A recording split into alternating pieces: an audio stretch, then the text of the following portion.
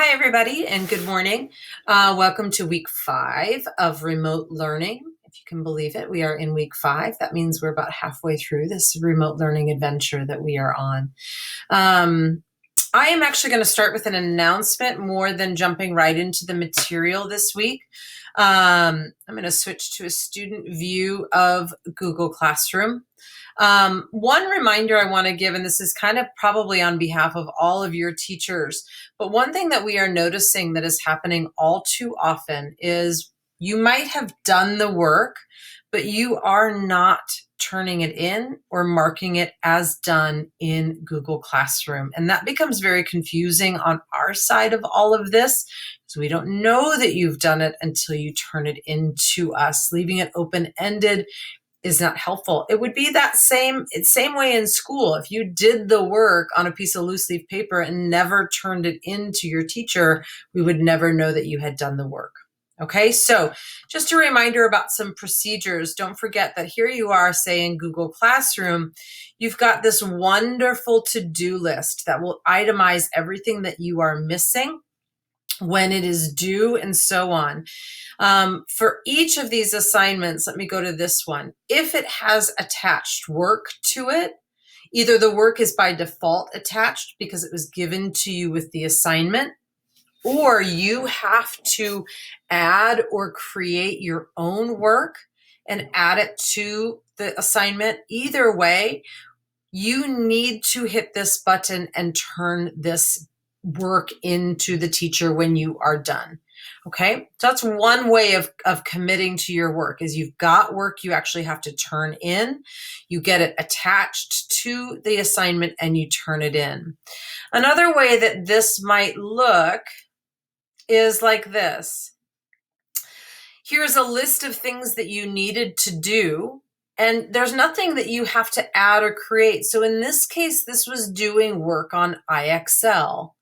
Okay, so you're going to see this in math. We did this in social studies last week or 2 weeks ago. All right, so when you've got just a task to do on another site, maybe it's your science site, or it's IXL for social studies, or it's IXL for math, you still need to come here and mark it as done. That benefits you because then it falls off of your to-do list. And it helps us as teachers because then we know we can go check those secondary sites and see that you have done the work.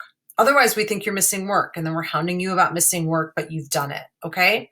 It's a waste of time on our part, waste of time on your part, and it just makes things confusing. In this world where we can't see each other every day, these little things are hugely important, okay? So don't forget, if it's work done on a secondary website like IXL or your social or your science site, make sure you mark it as done. If it's a task where you have to either attach your own work or submit back to the teacher work we gave you to work on, make sure that you turn it in. Okay, so just a general announcement about that. We're kind of getting lax about that across the board. So really want to make sure that you're doing that, please. Okay, all right. Into our work for social studies. So we have actually finished chapter 8 about the ancient Greek world. I'm going to go to our classwork tab, always the best place to look for organization. You will have 2 posts go live for this new week. The first one actually provides for you the answer keys to the 3 different section reading guides that you did for chapter 8.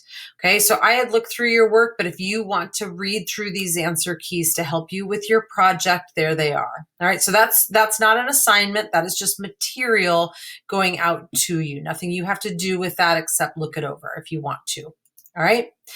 The most important piece today is that you guys are going to do a project as a culminating activity for this chapter on ancient Greece. Okay, so to wrap up this chapter, we are going to complete a project giving you more time to focus on the stories and the legends and the personalities of the gods and goddesses. So here's your to-do list for the week.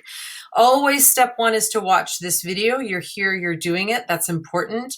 I added a little bit of an extra. Please make sure and watch it. I, of course, can see my view numbers, and I know not everybody is watching these videos every week. And then when you come back to me with questions, that's again, we got to make sure we're doing what we need to do to stay on top of things. All right. Do check Google Classroom every day just for questions and answers.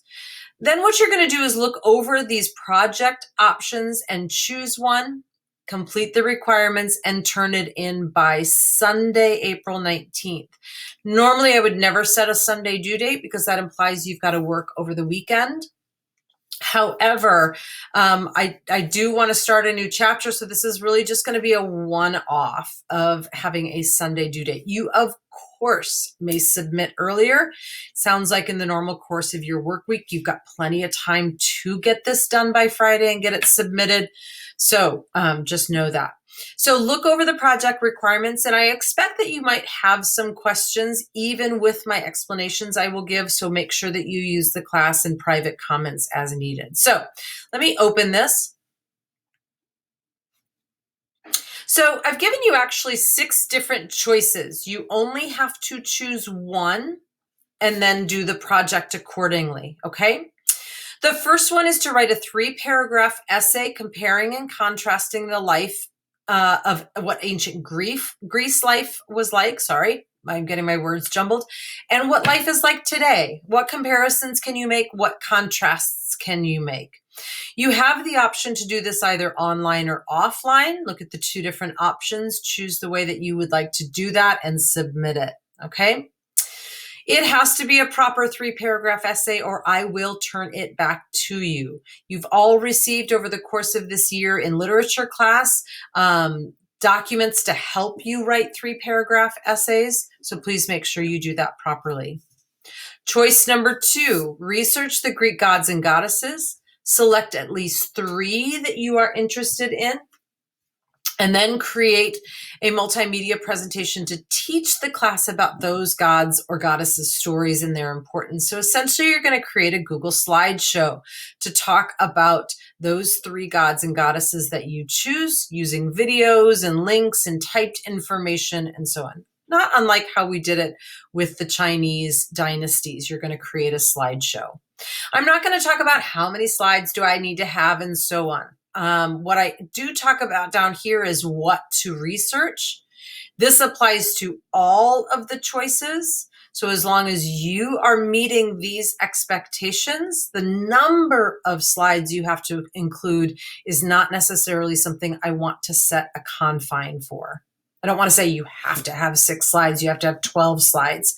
What you have to do is research these topics for 3 chosen gods or goddesses, okay? So that's choice number 2. Choice number 3 is research the myths of the Greek gods and goddesses. Choose one myth. Now, this isn't a specific god or goddess. This is a myth about the gods, and interpret it in your own by writing a book or writing a complete comic strip. Now, you can do this online or offline. There's apps like Powtoon to create a digital comic strip or Book Creator to create a book, or draw it yourself and scan it all in and upload it, okay? All right, choice number 4 is to research the Greek gods and goddesses, choose one, and create a fake Facebook page. I have attached to this assignment a template if you choose that option. If you don't choose that option, then you will not need this, and that's fine, just ignore it. But if you choose to do number 4, then you have the template to do it, okay? I'm going to open that. If you choose not to do this, you could fast forward the video a little bit at this point. If you do want to do the Facebook page, watch this carefully.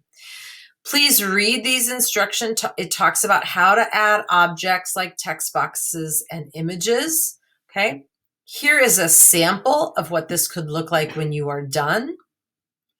And here is a blank. So to add a photo, you're going to insert an image. And actually, I don't have one downloaded, so I might insert and search the web. And I might come over here and search for Zeus. Okay. I think he'd want that to be his profile picture, don't you? And I'm going to insert it. And then, of course, I've got to resize it to fit into the space. So you're going to have to be kind of playing around a little bit with the technology to get it to work for you. So you're going to do that. So that's inserting a picture. To insert text, you're going to use the text box. Just had an awesome lunch.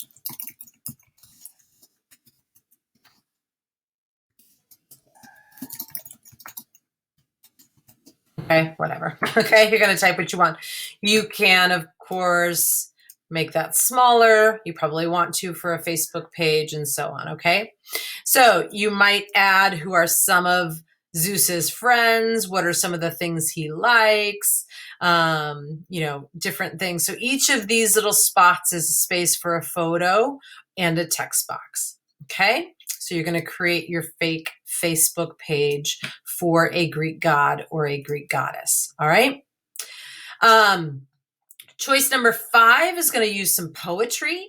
So you're going to research the Greek gods and goddesses. You're going to choose 4 of them and do acrostic poems for them. So for each letter, remember that type of poem, for each letter of the god's name, use a word or phrase that describes their personality and then illustrate your poems. So you might choose Hera. And for letter H, you have a word. Letter E, you have a word. R, you have a word. And A, you have a word. And then you have to do that for 4 different gods and goddesses. You can type that or you can write it out. Last but not least, research the Greek gods and goddesses. Choose 1 and create a playlist of 10 or more songs that you think represent the life of that hero, that god, that goddess. You can make a Spotify playlist.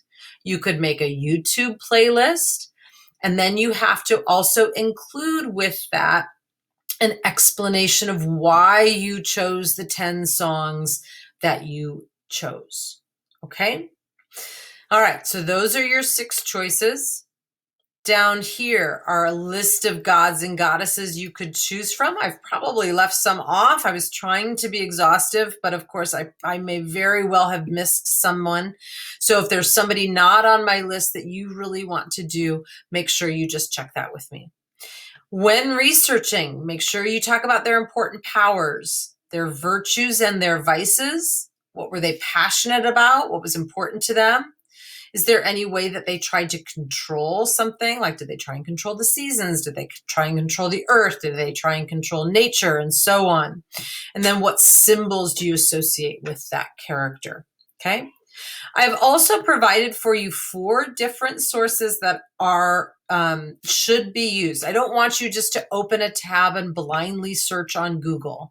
Okay. These sites will give you everything that you need. Don't waste your time searching. Use these sources, okay? All right.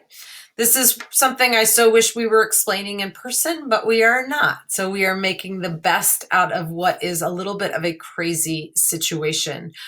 If you have any questions, use the private comment feature and or the class comment feature. You can rewatch this video explanation as well. Just rewind or fast forward just to the little bit where I explain the one that you've selected for your project. Okay. Okay. I think that is all. This will all be live. I'm making it live Monday. Monday is a day off though. You don't have to start working on anything till Tuesday, but if the weekend starts getting long, then you've got it. And this video will be attached here as well. Okay, thanks everybody. I'm looking forward to seeing these projects. I think this will be fun.